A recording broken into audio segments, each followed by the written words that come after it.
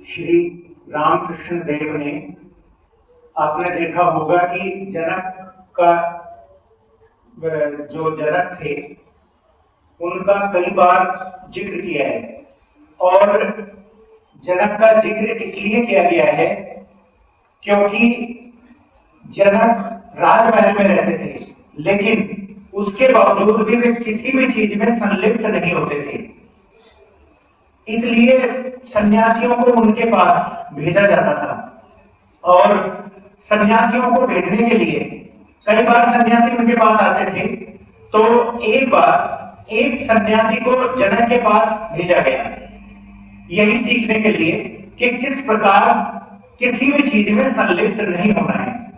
तो सुबह के समय सन्यासी और राजा जनक दोनों एक जगह पहुंचे और स्नान करने के लिए नदी के किनारे पहुंचे। तो जब स्नान कर रहे थे दोनों, तो एक सेवक ने आकर सूचना दी कि राजमहल में आग लगी है। अब इतना सुनते ही जो सेवक था उसे बड़ी चिंता होने लगी अपने थैले की। उसने कहा, वो दौड़ पड़ा एकदम बड़ी तेजी के साथ कि मेरा थैला उसमें रखा हुआ है, कहीं वो न जल जाए। लेकिन जो जनक थे उन्हें इस बात का कोई फर्क नहीं पड़ा, और उन्होंने बड़े विनम्र तरीके से जो किया जाना चाहिए था वो किया। यानी इसका मतलब ये हुआ कि भले ही वो राजमहल में रहते हों, भले ही राजमहल में हों, लेकिन उसके बावजूद भी उनके मन में किसी भी प्रकार की किसी भी चीज की कोई पकड़ नहीं है। और यही होना चाहिए कि मन में पकड़ नहीं होनी चाहिए। ऐसा हो सकता है कि सन्यासी सब कुछ छोड़ दे और एक झोपड़ी में रहने लगे, लेकिन अगर उस झोपड़ी से ऐसी पकड़ हो जाए जैसे राजमहल की, तो फिर इसका मतलब हुआ कि सब कुछ छोड़ने से भी कोई फर्क नहीं पड़ा।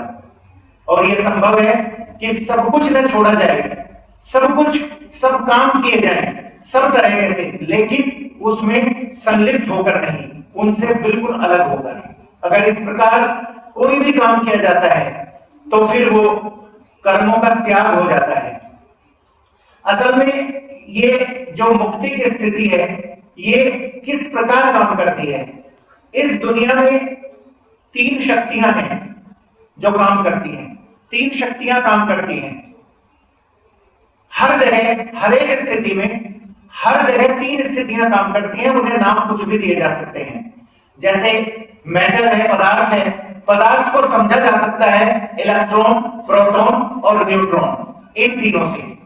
इलेक्ट्रॉन पर पॉजिटिव चार्ज, इलेक्ट्रॉन पर नेगेटिव चार्ज, और प्रोटॉन पर पॉजिटिव चार्ज, और न्यूट्रॉन पर कोई भी चार्ज नहीं होता।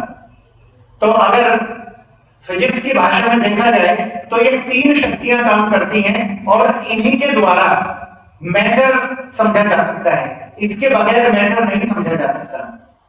अब इनका बैलेंस बहुत ज्यादा जरूरी होता है। जो आध्यात्मिक जगत है या मनुष्य के अंदर है, वे भी तीन ही शक्तियां काम करती हैं। अगर हम इलेक्ट्रॉन की तरह देखें, इलेक्ट्रॉन नेगेटिव चार्ज है, तो आदमी के अंदर नेगेटिव शक्तियां भी हैं। क्रोध, लोभ, मोह, ये सारी नेगेटिव शक्तियां हैं। तो इस प्रकार ये नेगेटिव शक्तियां होती हैं आदमी के अंदर विराजमान है, काम, क्रोध, लोभ, मोह। और इसी के साथ पॉजिटिव शक्तियां भी हैं। जो प्रोटॉन है, पॉजिटिव शक्तियां भी उसी तरह बिल्कुल काम करती हैं, और वो है प्रेम। इस प्रकार दोनों शक्तियां आदमी के अंदर काम कर रही हैं, और ये आदमी पर निर्भर है कि वो किस प्रकार इनका प्रयोग करता है, किस प्रकार से इनका प्रयोग करेगा। अगर वो नेगेटिव शक्तियों का प्रयोग करता है तो स्वाभाविक है वो उसे नर्क की ओर ले जाएगी, वे शक्तियां उसे नर्क की ओर ले जाती हैं। और यदि वो पॉजिटिव की तरह काम करता है, यानी एक तरह से बहुत सही तरीके से प्रेम के साथ सब कुछ व्यवहार करता है, तो वे उसे स्वर्ग की ओर ले जाती हैं। तो इन दोनों के बीच में बिल्कुल समायोजन की आवश्यकता है। इन दोनों शक्तियों के बीच में बैलेंस की आवश्यकता है। और जो इन दोनों शक्तियों को बैलेंस करता है, इन दोनों ताकतों को जो बैलेंस करता है, उसे कहते हैं साधु। वो साधु होता है। पॉजिटिव और नेगेटिव दोनों शक्तियों को जो बैलेंस करता है, वो नेगेटिव और पॉजिटिव दोनों को बैलेंस कर लेता है। वो होता है साधु। लेकिन इन दोनों को बैलेंस करने के लिए एक तीसरी चीज की आवश्यकता होती है जिस पर कोई चार्ज नहीं होता, न्यूट्रॉन साइंस की भाषा में, और अध्यात्म की भाषा में वो ताकत है विवेक। विवेक से इन दोनों को तालमेल किया जाता है, इन दोनों का सही तरह से इस्तेमाल किया जाता है। क्रोध और प्रेम, इन दोनों का जो बैलेंस होता है वो विवेक के द्वारा होता है। जैसे यदि आप एक ट्रायंगल बनाएं इस तरीके से, उस ट्रायंगल में नीचे जो एंगल है, इन दोनों पर एक पर है पॉजिटिव और एक पर है नेगेटिव, यानी एक तरफ इलेक्ट्रॉन रख दें और एक तरफ प्रोटॉन रख दें, तो ऊपर जो होगा वो न्यूट्रॉन है, वो इन दोनों को बैलेंस करता है। और इन दोनों को बैलेंस करना बहुत ज्यादा जरूरी है, दोनों बैलेंस करने चाहिए। जब ये दोनों बैलेंस हो जाते हैं तो उस समय एक तीसरी स्थिति आती है सेंट्रोइड। सेंट्रोइड पर पहुंचा जा सकता है और सेंट्रोइड से पार हुआ जा सकता है इन तीनों के, और जो इन तीनों के पार हो जाता है उसे कहते हैं संत। वो होता है संत जो इन तीनों को साध ले, उसे कहते हैं संत। वो संत की श्रेणी में आता है। और वहीं से उस तीसरे बिंदु से, यानी जो सेंट्रोइड है, जब तीनों सद जाएं तो इन तीनों से जो मार्ग खुलता है वो है मुक्ति का मार्ग, वो मुक्ति का मार्ग खुलता है। तो इन तीनों से वो खोला जाता है। तो ये तीनों साधने पड़ते हैं, पॉजिटिव, नेगेटिव और जिस पर कोई चार्ज नहीं होता। यानी मनुष्य के अंदर तीन शक्तियां ये काम करती हैं, क्रोध भी है उसमें, और उसमें प्रेम भी है, और उसमें विवेक भी है। तो विवेक के द्वारा उसे बैलेंस करना पड़ता है, और जो इनको बैलेंस कर दे वही साधु है, या फिर तीनों को बैलेंस करने पर वो संत हो जाता है। तो इस प्रकार मुक्ति का मार्ग खुलता है। अब रामकृष्ण वचनामृत से, श्री रामकृष्ण ने आज कलकत्ते में शुभागमन किया है। श्री युक्त प्राण कृष्ण मुखोपाध्याय के शाम पुकुर वाले मकान के दुमंजले पर बैठकर घर में भक्तों के साथ बैठे हैं। अभी अभी भक्तों के साथ बैठकर प्रसाद पा चुके हैं। आज 2 अप्रैल रविवार 1882 है, चैत शुक्ल चतुर्दशी है। इस समय दिन के 1 या 2 बजे होंगे। कप्तान उसी मोहल्ले में रहते हैं। श्री रामकृष्ण की इच्छा है कि इस मकान में विश्राम करने के बाद कप्तान के घर होकर उनसे मिलकर कमल कुटीर नामक मकान में श्री केशव सिंह को देखने जाएं। प्राण कृष्ण बैठक घर में बैठे हैं। राम, मनोहर, केदार, सुरेंद्र, गिरीन्द्र, राखाल, बलराम, मास्टर आदि भक्तगण उपस्थित हैं।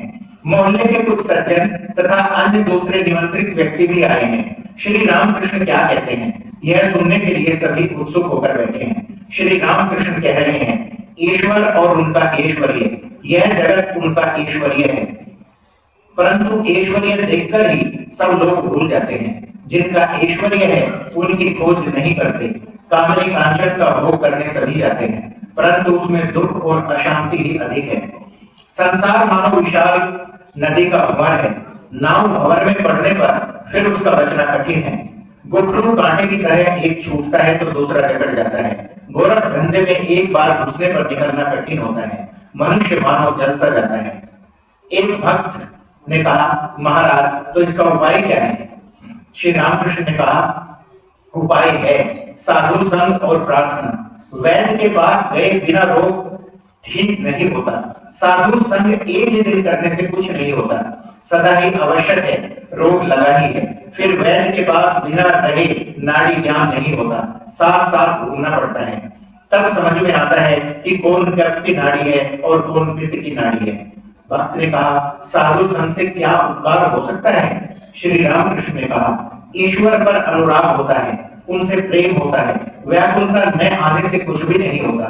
साधु संग करते करते ईश्वर के लिए प्राण व्याकुल हो जाते हैं। जिस प्रकार घर में कोई अस्वस्थ होने पर मन सदा ही चिंतित रहता है, और यदि किसी की नौकरी छूट जाती है तो वह जिस प्रकार ऑफिस में घूमता रहता है, व्याकुल होता रहता है, उसी प्रकार यदि किसी ऑफिस में उसे जवाब मिलता है कि कोई काम नहीं है, तो फिर दूसरे दिन आकर पूछता है, क्या आज कोई जगह खाली हुई है? एक और उपाय है, व्याकुल होकर प्रार्थना करना। ईश्वर अपने हैं, उनसे कहना पड़ता है तुम कैसे हो, दर्शन दो। दर्शन देना ही होगा, तुमने मुझे पैदा क्यों किया। सिखों ने कहा था ईश्वर दया में है, मैंने उनसे कहा था मैं दया में क्यों कहूं, उन्होंने हमें पैदा किया है, यदि वे ऐसा करें जिससे हमारा मंगल हो तो इसमें आश्चर्य क्या है। माँ बाप बच्चों का पालन करेंगे ही, इसमें फिर दया की क्या बात है, यह तो करना ही होगा। इसलिए उन पर जबरदस्ती करके उनसे प्रार्थना स्वीकार करानी होगी। वे हमारी माँ और हमारे बाप जो हैं। लड़का यदि खाना पीना छोड़ दे तो माँ बाप उसके बालिग होने के 3 वर्ष पहले ही उसका हिस्सा उसे दे देते हैं। फिर जब लड़का पैसा मांगता है और बार बार कहता है माँ तेरे पैर पड़ता हूँ, मुझे दो, पैसे दो, तो माँ हैरान होकर उसकी व्याकुलता देखकर पैसा फेंक ही देती है। साधु संग करने पर एक और उपकार होता है, सत और असत का विचार। सत नित्य पदार्थ अर्थात ईश्वर, असत अर्थात अनित्य। असत पथ पर मन जाते ही विचार करना पड़ता है। हाथी जब दूसरों के केले के पेड़ खाने के लिए सूंड बढ़ाता है तो उसी समय महावत उसे अंकुश मारता है।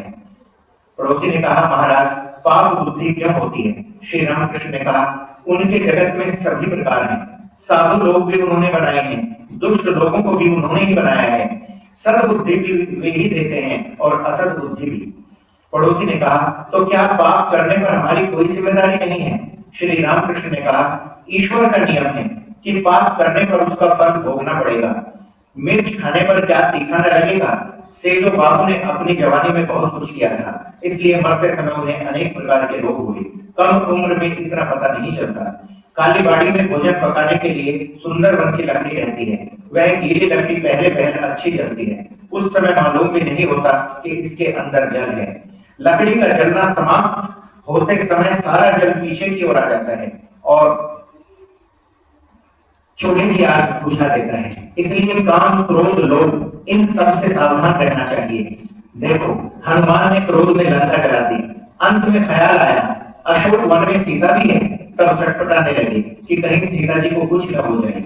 पड़ोसी ने कहा तो ईश्वर ने दुष्ट लोगों को बनाया ही क्यों है। श्री रामकृष्ण ने कहा ये उनकी इच्छा, उनकी लीला है, उनकी माया में विद्या भी है अविद्या भी है, अंधकार की भी आवश्यकता है। अंधकार रहने पर प्रकाश की महिमा और भी अधिक प्रकट होती है। काम क्रोध लोभ आदि खराब चीज तो अवश्य है, परंतु उन्होंने ये दिए ही क्यों। दिए महान व्यक्तियों को तैयार करने के लिए।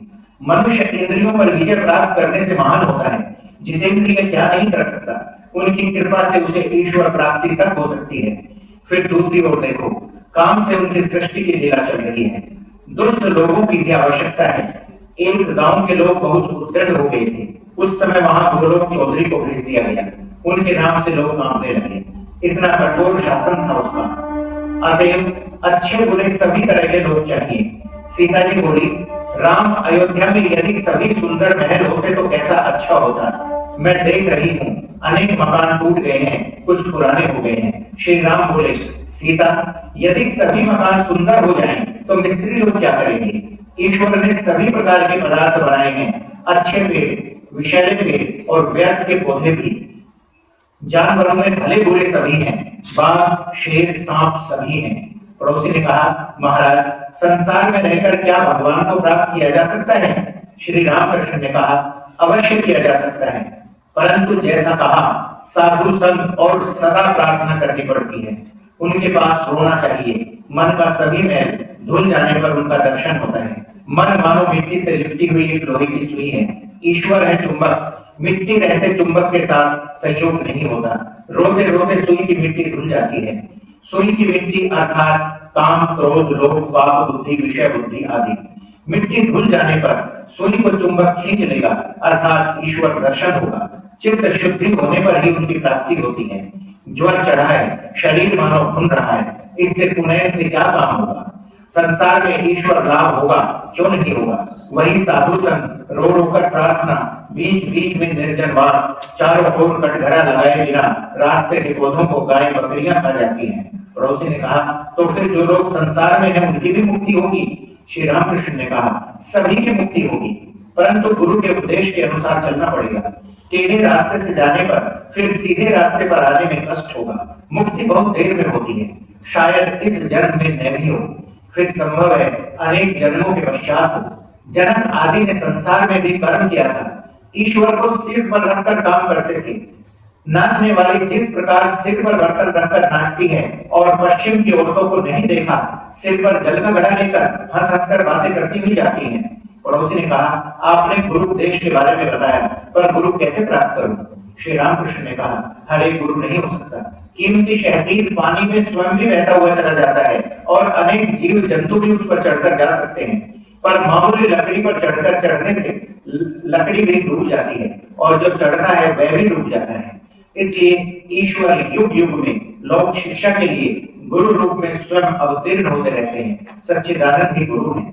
ज्ञान किसे कहते हैं और मैं कौन हूँ? ईश्वर ही करता है और सब अकर्ता है, इसी का नाम ज्ञान है। मैं अकर्ता, उनके हाथ का यंत्र हूँ, इसलिए मैं कहता हूँ, माँ तुम यंत्री हो, मैं यंत्र हूँ। तुम घरवाली हो, मैं घर हूँ। मैं गाड़ी हूँ, तुम इंजीनियर हो। जैसा चलाती हो वैसा चलता हूँ, जैसा कराती हो वैसा करता हूँ, जैसा बुलवाती हो वैसा बोलता हूँ। ना हम, तू है, तू ही है। धन्यवाद।